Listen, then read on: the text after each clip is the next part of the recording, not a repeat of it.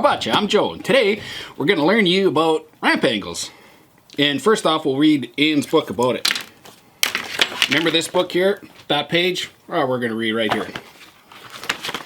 Okay, let's get through this here. The amount of force depends on the angle between the flyweight and the roller. Alright, so that means, well, this here is about 18 degrees, and this here is about 65 degrees, and it goes like this and that, and we can tell by the, oh, wrong one. And we can tell by the angle here, oh, 30 degrees, and then 45 degrees there, like up there, you know, that's where the roller sits up there, and that force right there, right, and all those forces and everything like that. So now you know how fast you can make your sled. Like that. Alright, well, thanks very much for watching, and hope you subscribe to the channel, and don't forget to give me a minty, not one of these suckies, minty. And boys, sing the credits. Thanks for watching. Down, about left, and down, about right. Come on, you fucking dummy, get your right step right. Get off stage.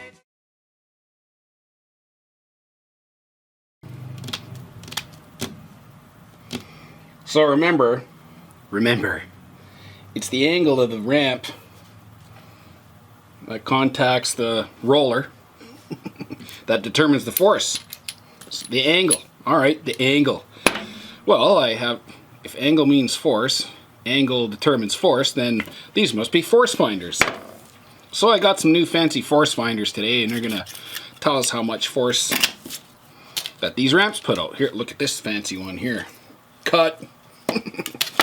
Alright, so how are we going to go about doing this now? I ain't got no fancy computer program, but got some fancy angle force finders. So let's see about doing this there. So where do we take the angle here? Measurement there. This one, like fucking. Okay, maybe this one here. Oh,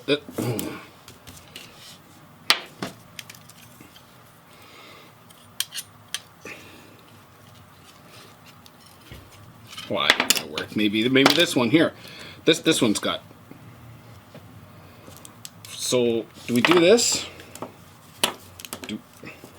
Here we'll go like this. Maybe like this. No, is it?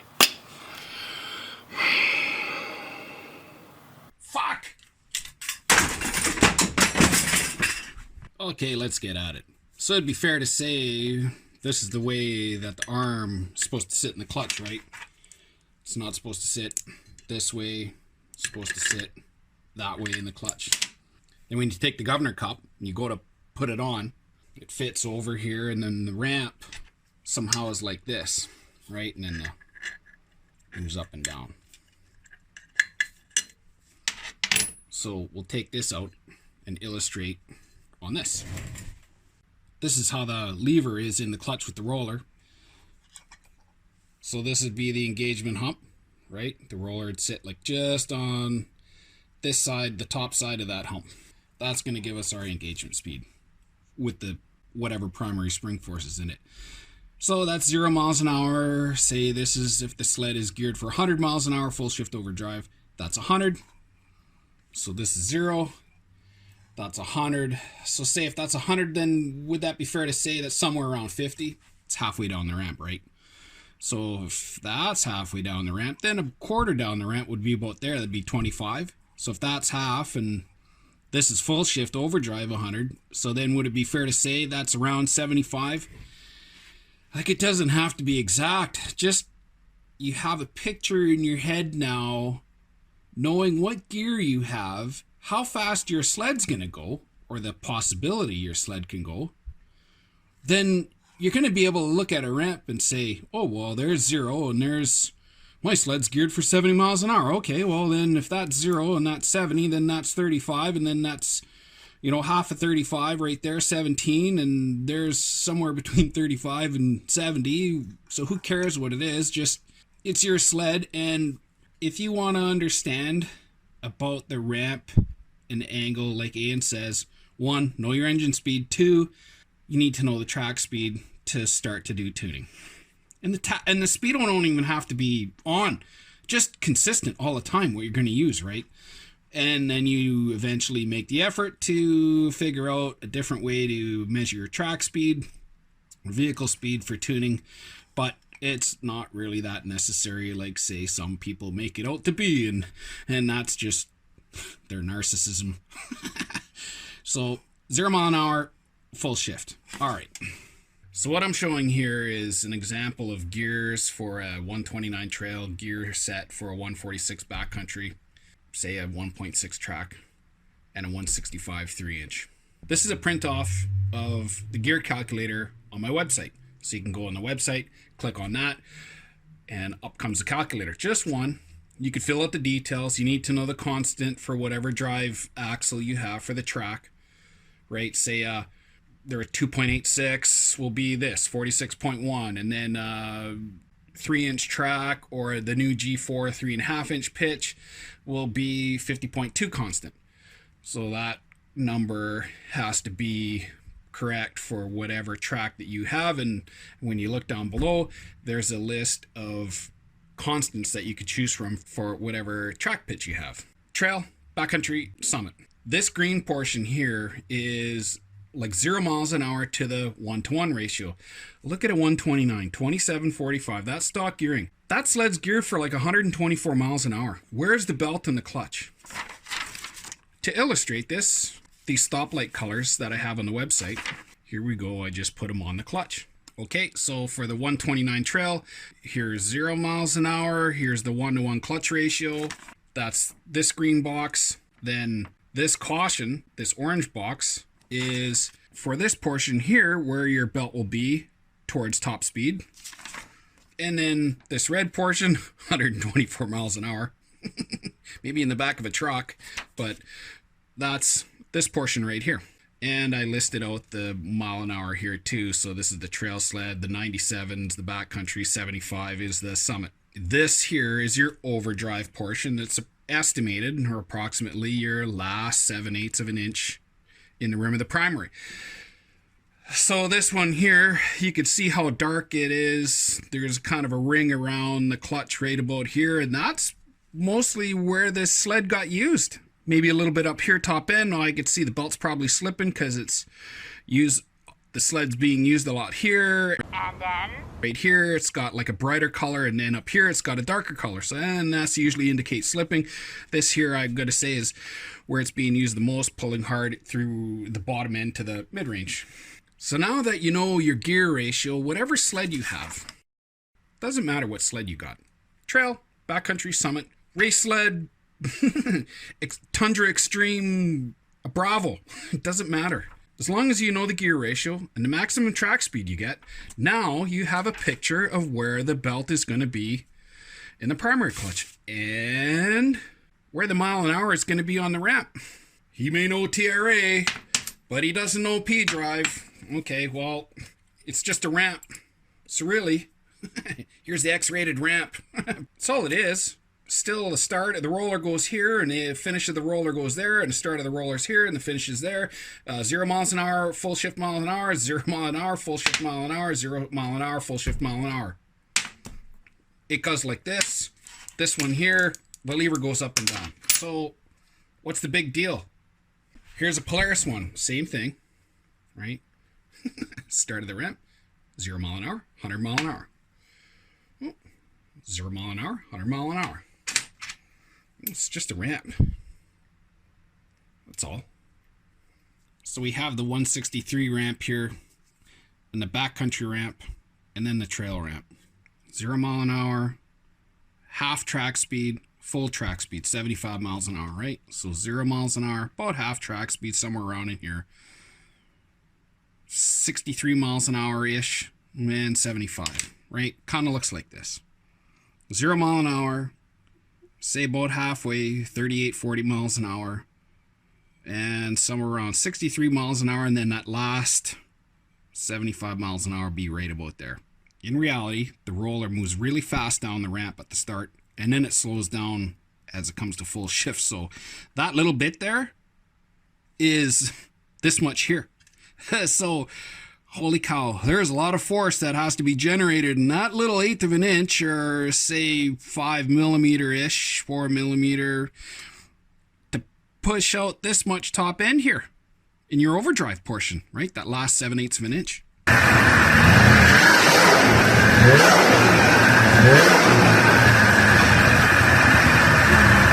Now we'll go back to the track speeds. This is the summit ramp. You can see I put 2153 gears there.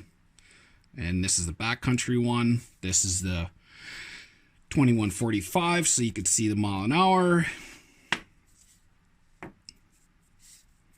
And then this is the trail sled. You could see the mile an hour, right? 2745. They all line up. So that 103 to 124 miles an hour, 103 to 124 miles an hour. There is not that much to push there, but boy, is that ever small.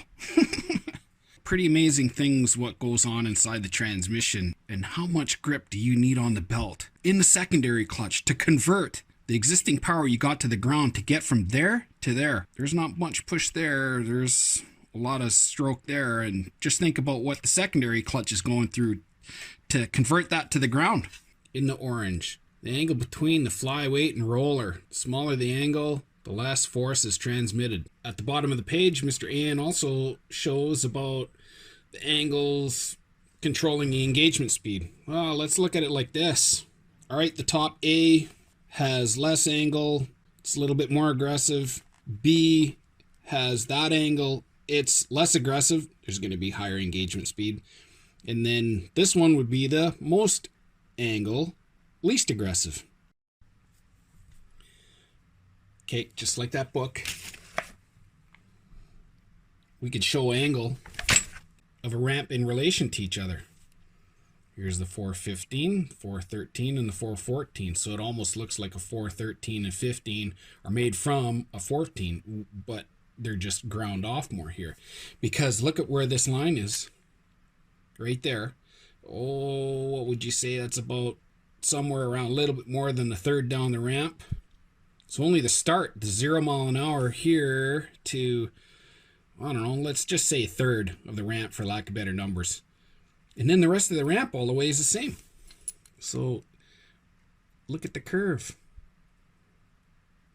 Within a gnat's whisker of each other. But that's also slop on this. There's slop on here. And they're supposed to be anyway on a ramp grinding block. So this is the start, 0 miles an hour. And here's about 1/3. I will do this. Right? So even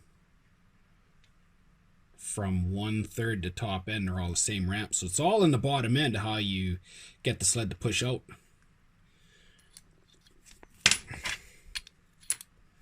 Skidoo built these ramps, the start of the ramps, around the load factor. This 414 ramp is commonly seen on a short track trail sled, 121 to 129 with a 1-inch track to say 1 3/8 track. There's not much load there. A sled moves out pretty fast off the bottom end, right? This 413 you would see on medium track snowmobiles like a Renegade backcountry with 1 3/4 track, and right to a summit with like even a T3 163 low elevation.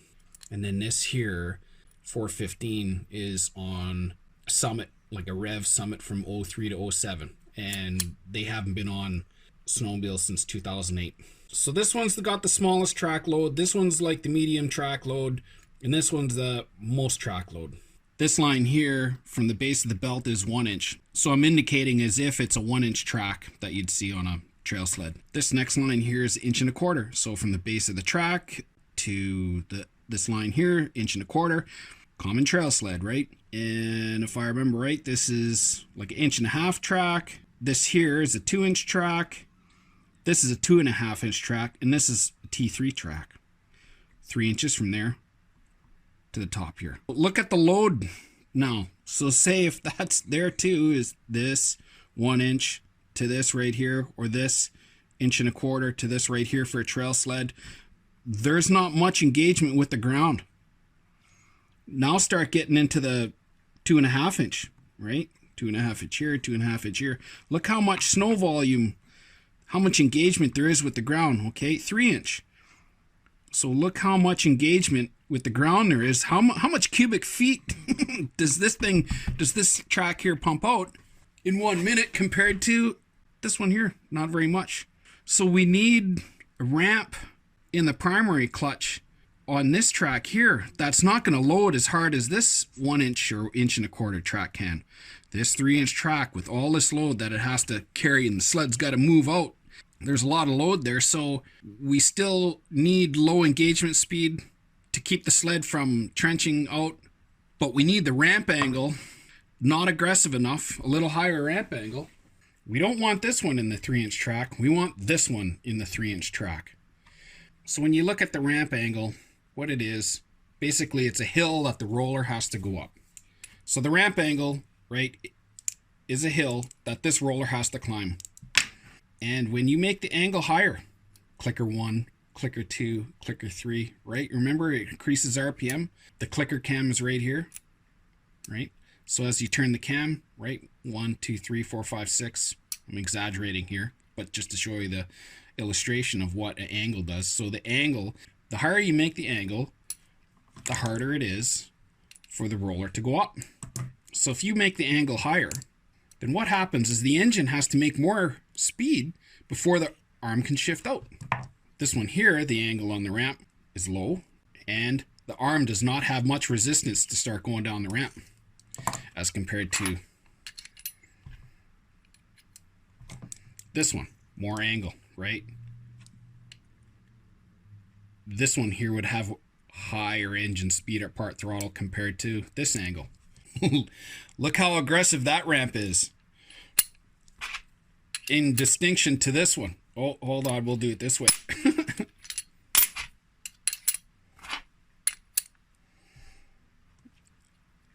This one's not aggressive, produces high engine speed at part throttle. It's good for with tracks that have heavy load. And this one here, well, this is for like a speed run sled that I did. I made these ramps for this guy.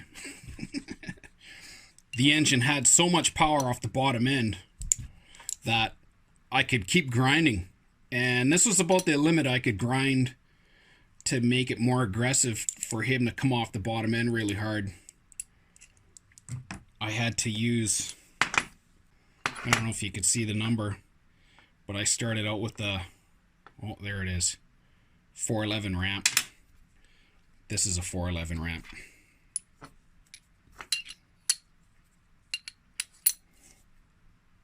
That's how much I had to cut out of it to make it go. So this one here is less aggressive, right? There's more engine speed at part throttle than this one. This one loads all the way. There's no backshift on this sucker. This one here came second place in Snowdio years ago. Second fastest mile an hour of the day. So we had to make this out of this ramp. Here's a set of ramps from a 600. 600 rev, 2003 to 2007. This is in a 600 XP, like 2008 and newer. But you could see the difference between them here is the start of the ramp. And once you get about halfway or just a little bit past halfway, pretty much the same ramp to the top end. So I made some quick lines on the ramp. Towards top end, they're the same. But look how laid down the 410 is just from that line to that line. 0 miles an hour here, full shift is here. This one here, this trail sled, 1 inch, 1.25 inch track tops. This is more aggressive because it lays down more. This one in the background's got a little bit higher angle. And you see this one here on deeper lug tracks, 1.6, 1.75 inch to even low elevation summits, like 2.25 inch track. Falls in the line of the angle changes the force. When you look at the ramps this way here, you see that the ramp is laid down. This one will produce more force in that track speed from 0 to wherever right here, depends on the gearing, compared to this one. Say if you had a newer XP 600 with this ramp and you wanted it to be a little bit more aggressive, more pull in the bottom end from your 0 mile an hour to say, let's for fun say this was 0 and this was 100 miles an hour, so somewhere in the 30 to 40, 45 mile an hour range there, you wanted more aggressive, less engine speed at part throttle, this is the one you change to. Take this one out, put this one in, and go. If you had a 600 rev and you were running an 1.25" track and you wanted to be less aggressive in the bottom end because you're putting in a bigger lug track, say you went to a 2-inch track, you could take this out and put this one in, substitute it. So now the ramp will be higher. To have a little bit higher engine speed at part throttle, remember the 600's not very powerful engine. I mean, they're strong, but it's no 800, or no, definitely not an 850. So having a little bit higher engine speed at part throttle with a deeper lug track is always a benefit, which is what you see in more modern deep lug snowmobiles now. They're using ramps with a little bit higher roller profile. So with your old 600 rev, you went from the 1.25" track, you could take this out, this one in, and go. And you'll have more crisp throttle response off the bottom end than this one. Here we have the 417. This is commonly seen in 600 carburetor summits from the Rev 2004 right to 2017-18, and you'll look how where it disappeared out the back. Look how much of an angle that thing is on. The higher angle on this ramp resists the push of the lever, resists the roller going up the ramp, right? It's going to have more engine speed at part throttle than the 410. And when you have these 600s here, the 600 E-Tech or SDI are anywhere in the 115 to 125 horsepower range. This 417, where you commonly see it in the carburetor version, 105, 106 horse tops. But you're putting this in a 146 with a 2.25" track and then going in the mountains with it and running at high elevation where the engine's got like 70 horsepower. Okay, well, it needs a ramp that's going to produce some engine speed.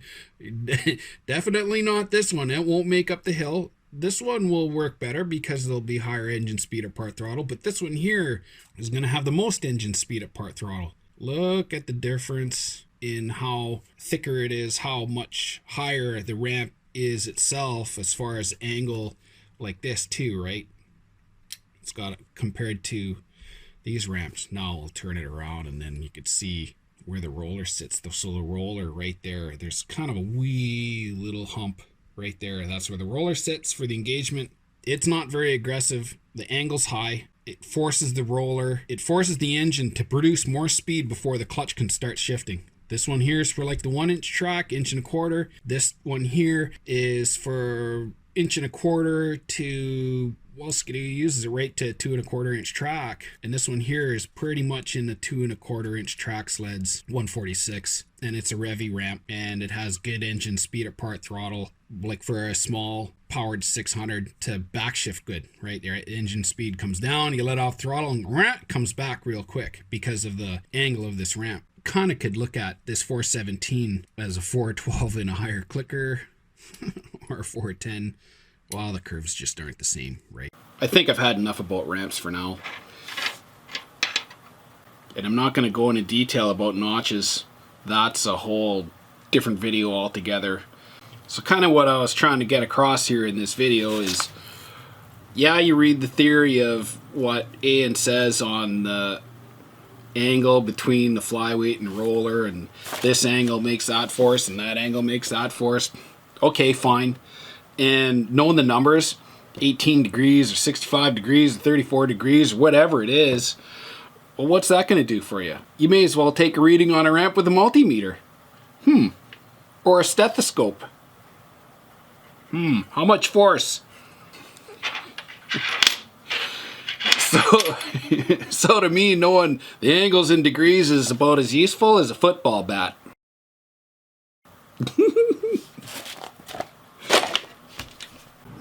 So in the end, action, action, action. Just do something. Take a set of ramps and look at whatever ramp you have compared to another ramp. You know how this ramp ran in your sled? Well, go try this one then. And look at the differences between the ramps and then what your results are, your facts there are out in the field. So action, it's all about action. And you want to make mistakes because it's the mistakes that teach you something, and you have a problem to overcome. That mistake teaches you. It's the best teacher. So it's better to go out and make mistakes than to sit around and do nothing and be paralyzed because some guy said, oh, that won't work. I've made my living going against what people say. When they say go left, I go right. When they say go down, I go up. And when they say that ramp won't work, oh, is that so? Well, guess what? I go out and I find out what they say don't work about it. Okay, good. I'm going to keep my mouth shut. I'm going to go out and find out what that guy knows by seeing how it doesn't work. And I'll tell you right now, you'll be surprised at just taking a little bit of action, how much knowledge you'll gain. I can't say enough about just take some action. And let the guys with the big flap traps run their mouth and just keep quiet and go do your thing. And you'll learn way more than you ever thought. And those experiences will be yours. And nobody can take them away from you, no matter what they say or what they call you. So this video here, we mostly looked at the beginning of the ramp and kind of a little bit compared to the end of the ramp. But the next video will not touch on the beginning of the ramp. And we'll focus more here about how laying down the angle, one compared to another one, will make the sled push harder on top end. And yeah, there could be a point of where you lose engine speed as the speed increases, but there's ways around that. Clicker and then spring force, spring final force. And we'll see you in the next video. Down, about left and down, about right, come on, you fucking